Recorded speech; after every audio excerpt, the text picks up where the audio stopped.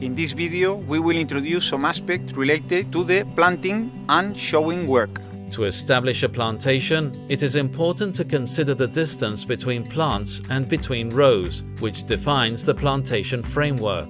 In potatoes, the tuber is buried 7 to 8 centimeters. The furrows are arranged 0.5 and 0.7 meters between lines, and separating the tubers 0.3 to 0.4 meters. Potatoes can be planted on days when there is no frost, in areas where there is good weather, for example in January or February. In cold areas, this planting will have to be delayed to avoid the frost. They can also be planted at the beginning of September if in the area where they are going to grow, we know that after 3 months there is no likelihood of frost, that is, it is going to be free of frost by the end of November. Lettuces should be separated in rows 90 centimeters to 1 meter wide, with 2 staggered rows of plants with a separation of 30 centimeters between plants. In cauliflowers, we will distance the rows 1 meter and arrange the plants in staggered rows, leaving 0.5 meters between plants of the same row. That same arrangement can be used with Brussels sprouts.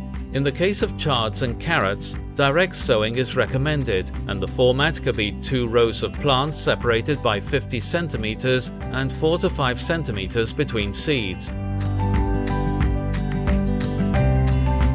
Finally, for artichokes, the separation between rows should be at least 1.5 to 1.75 meters and 60 to 80 centimeters between plants.